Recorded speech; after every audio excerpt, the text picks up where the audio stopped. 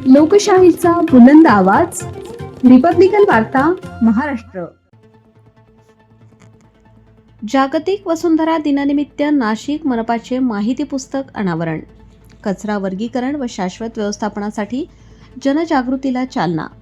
सविस्तर बातमी. नाशिक महानगरपालिकेच्या घनकचरा व्यवस्थापन विभागामार्फत जागतिक वसुंधरा दिनानिमित्त कचरा वर्गीकरण व घनकचरा व्यवस्थापनाबाबत जनजागृती करण्यासाठी तयार करण्यात आलेल्या माहिती पुस्तकाचे अनावरण करण्यात आले.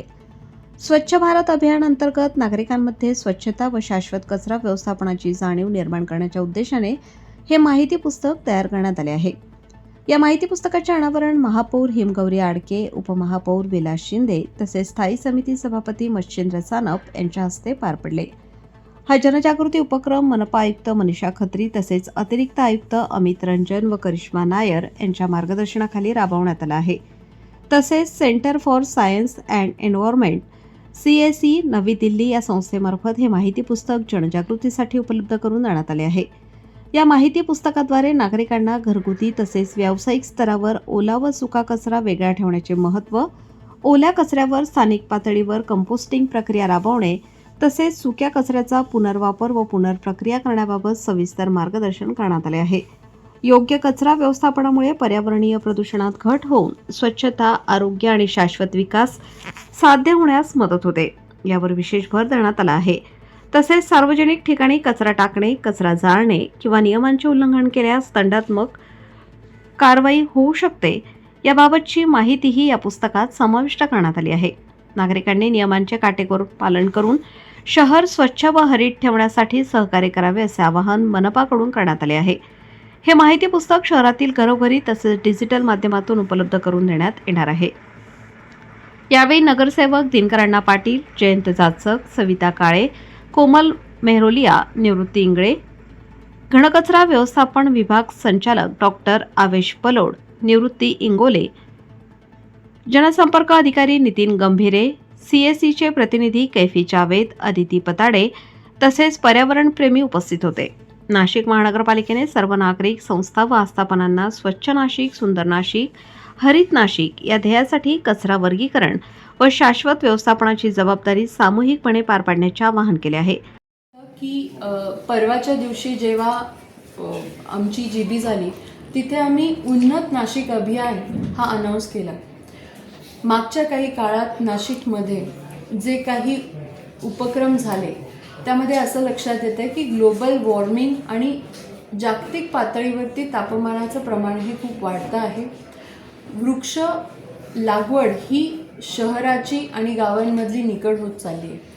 त्यामुळे त्या दृष्टीने स्वच्छ, सुंदर आणि हरित नाशिक कसं राहावं यावरती उन्नत नाशिक म्हणून प्रोग्राम आम्ही जाहीर केलेला आहे आणि त्यामध्ये त्याची एक SOP कशा पद्धतीने आपण करायचं आहे त्यात लोकप्रतिनिधींचा आणि नागरिकांचा सहभाग असणार आहे. आम्ही एक Google फॉर्म तयार करतोय ज्यामध्ये भूप्रहरी म्हणून आपण रजिस्टर करायचं आहे.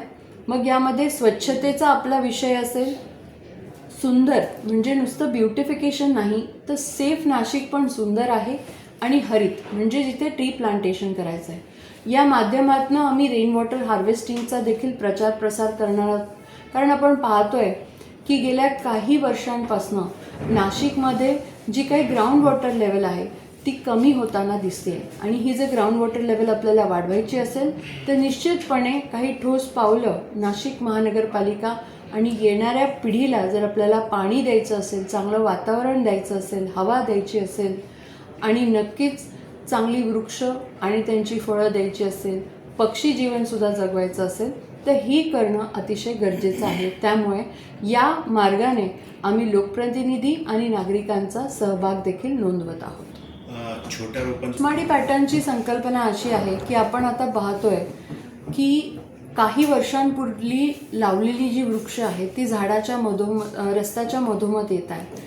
ही जी वृक्ष आहेत ती नंतर, कारण जसं जसं पॉप्युलेशन वाढतं तसं जसं आपला DPR बदलतो, काही 9 मीटरचे रस्ते मग 30 मीटर केले जातात.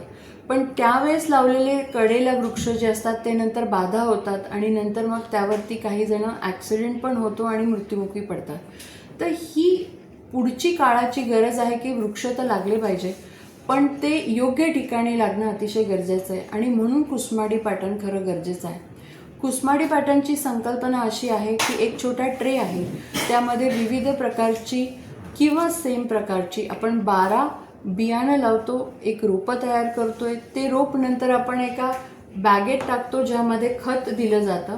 हे सगळं आपल्यापर्यंत पोहोचवलं जातं आहे आणि त्यामध्ये ते 7 ते 8 फुटाचं होईपर्यंत झाड हे आपल्या घरात वाढतं आणि नंतर ते झाड जे आहे ते जंगलात वाढणार आहे. म्हणजे कॉन्सेप्ट अशी आहे की प्रत्येकाच्या मनातलं झाड आहे जे आपल्या घरात वाढतं आहे, पण घरात वाढणारं झाड हे जंगलासाठी वाढतं आहे. त्यामुळे याचं संगोपन करून आपण चांगल्या पद्धतीने ते जिवंत ठेवायचं आहे 7-8 फीट होईपर्यंत आणि नंतर आपण ते जंगलात जाऊन लावणार आहोत. याने काय होणार आहे की आपला जो हरित क्षेत्र आहे तो वाढणार आहे. योग्य ठिकाणी झाडाची जी संगोपन करून लावण्याची पद्धत आहे ती होणार आहे आणि नंतरच्या काळामध्ये वृक्षतोड आपल्याला जर थांबवायची असेल तर झाडं ही योग्य ठिकाणीच लागली गेली पाहिजे, हा याचा उद्देश आहे आणि तो ह्या वसुंधरा दिनानिमित्त आम्ही सुरू केला आहे. आपल्या महापौर बंगल्यावरती तिथे त्याचं मांडणी केलेली आहे, आपण जाऊन बघू शकता. तिथे आम्ही सकाळीच खरं सगळी रोपं आहेत, बियाणं लावली आहेत, एक मोठं झाड देखील तिथे बॅगमध्ये ठेवलेलं आहे आणि अशा पद्धतीने आता प्रत्येक नाशिकच्या घरात ही जी रोपं आहेत ती वाढावीत ही संकल्पना आहे. कधीपासून आपण सुरुवात केली आहे आणि निश्चितपणे आम्ही प्रयत्न करतो की आधी आम्ही NMCच्या शाळांमधून ही रोपं मुलांकडे देऊ, म्हणजे ती एक साधारण 30,000 विद्यार्थी तर 30,000 घरांपर्यंत जाणार आहे. मग NMCचे कर्मचारी, NMCचे लोकप्रतिनिधी आणि मग हळूहळू नाशिककर. कुंभाच्या पुस्तिकेचं आपण या ठिकाणी लोकार्पण केलंय. वेगळे ठेवा नाशिक, काय संकल्पना आहे, नागरिकांना काय आव्हान असणार आहे?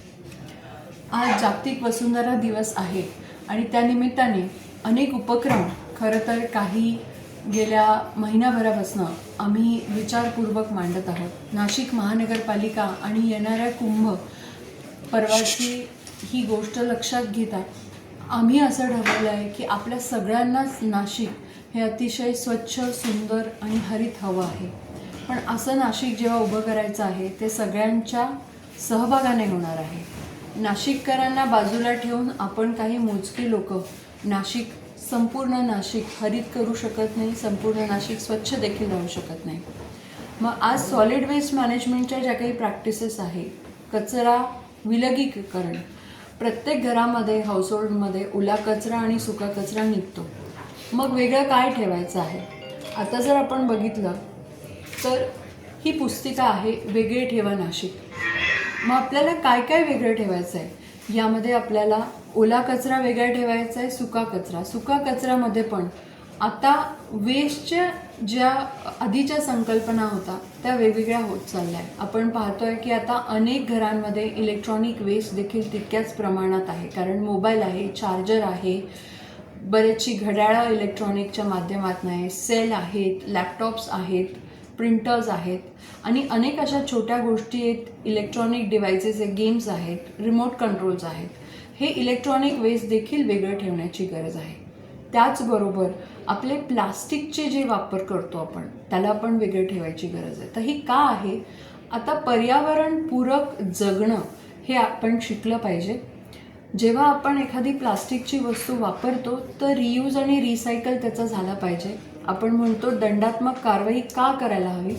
तर नक्कीच जेव्हा 50 मायक्रॉनच्या खाली प्लास्टिक वापरलं जातं ते अतिशय खराब असतं एन्व्हायरमेंटसाठी, कारण त्याचं डिग्रेडेशन होत नाही आणि याला विघटीकरणाकरता अनेक शेकडो वर्ष लागतात आणि त्यामुळे ते प्लास्टिक असंच आपल्या पर्यावरणाला त्रास देत राहतं. त्यापेक्षा ते रियूज आणि रिसायकल करून आपण वापरू शकतो, ही एक वेगळी संकल्पना आहे. म्हणून वेगळं काय काय ठेवायचं आहे हे सगळं या पुस्तिकेत नमूद केलेलं आहे. आपण जर बघाल तर याचे असे काही भाग आहेत ज्यामध्ये आम्ही सांगतो आहे की कशा पद्धतीने कुठल्या बिनमध्ये कोणता कचरा टाकायचा आहे. त्याच्यामध्ये बायोमेडिकल वेस्ट देखील आहे. आपण बघतो आहे की सॅनिटरी पॅड्स जे आहेत ते फिमेल हायजीनसाठी आणि नक्कीच जे कचरा विघटीकरण करता विलगीकरण करतात त्यांच्या हायजीनसाठी सुद्धा आपण थोडासा माणूस म्हणून विचार करायला पाहिजे. एक कॉन्सेप्ट आहे की आपले सॅनिटरी पॅड्स किंवा डायपर्स आपण जे वापरतोय, सॅनिटरी पॅड्स विशेष करून रेड डॉट टाकून जर आपण एका बॅगेत टाकले पेपर बॅगमध्ये, तर विघटीकरण किंवा विलगीकरण करणाऱ्याला लक्षात येतं की हे सॅनिटरी पॅड्स आहे किंवा हे सॅनिटरी वेस्ट आहे. अशा पद्धतीने आपण कचरा जे उचलतात त्यांना देखील सांगू शकतो. नाही तर आपण आजारी पडल्याचे लक्षणं असतात. त्यामुळे जेव्हा सॉलिड वेस्ट मॅनेजमेंट करतोय तेव्हा कशा पद्धतीने करायचे, त्याचबरोबर जसे आपण इन्सेंटिव्हाइज धोरण आणतो की एखादं जर टॅक्सेशन असेल तर त्याला आपण काही इन्सेंटिव्ह जाहीर करतो. पण मला असं वाटतं की नाशिकमध्ये काही डिसिप्लिनची पण गरज आहे आणि त्याकरता आपण जिथे जिथे पेनलायझेशन करतो आहे, जिथे जिथे आपण टॅक्स नाही म्हणता येणार पण जिथे जिथे पेनल्टी लावणार आहे की आपण थुंकतोय का, आपण कचरा टाकतोय का, आपण जर प्लास्टिकचा यूज करत असू तर या पद्धतीने असे हे चार्जेस इथे आम्ही सगळ्या अवेअरनेससाठी दिले की उद्या कुणीही तुमच्याकडनं एक्स्ट्रा अवाजवी चार्जेस घेता कामा नये. त्यामुळे अशा पद्धतीची पारदर्शकता खरं तर नाशिक महानगरपालिका म्हणून आम्ही राबवतो आहोत. रिपब्लिकन वार्ता महाराष्ट्र न्यूजसाठी विशेष प्रतिनिधी आनंद आभाडे, Nashik. Subscribe now and press the bell icon. Never miss an update.